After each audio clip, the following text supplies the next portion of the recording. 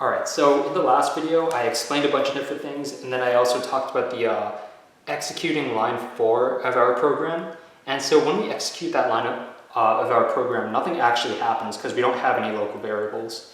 And this 0 right here indicates the number of local variables that we have. And we happen to have 0, so we don't push any zeros onto the stack. If we had, say, a 5 here, then we would have pushed 5 zeros onto the stack. But since we don't have any, we don't do anything. And we can move on to the next line. So on line 6, we have push constant, on line 5, we have push argument 0. And what that means is that we push a copy of our 0th argument variable onto the stack. And so our argument 0 is this 3. So I'm going to push a copy of that 3 onto the stack. Alright, and I'm going to move stack pointer down. Local is going to stay in the same place. And we can move on to our next line. Our next line in line 6 is push constant, push constant 1. So, I'm missing my 1.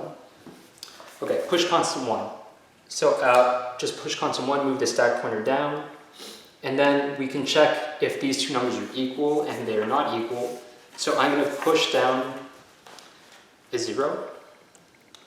Local points to that 3. So I'm going to put down a 0, overwrite that 3 with the 0, and since I'm going to be moving my stack pointer up, I'm going to get rid of this 1, and in reality, this 1 is still going to be there in our global stack, but since I don't want to make my whiteboard any more cluttered than I need it to be, I'm just going to get rid of this 1 because it isn't relevant to us anymore. Alright, so now we can move on. We just executed line 7, and now we can move on to line 8. Where you can see this is a loop, if-goto, if true, but this is false.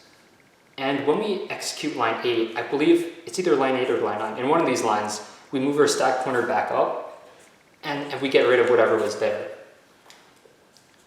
And then we can, we see goto if false, so that's what we do since this is false.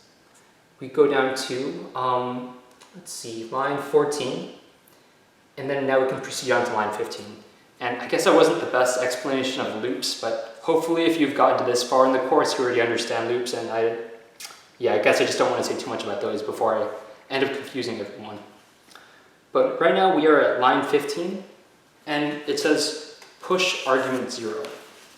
So just like before, we still have the same argument 0, which is push a copy of 3, move the stack pointer down, push another 3, since that's line 16, push stack pointer down, push constant 1,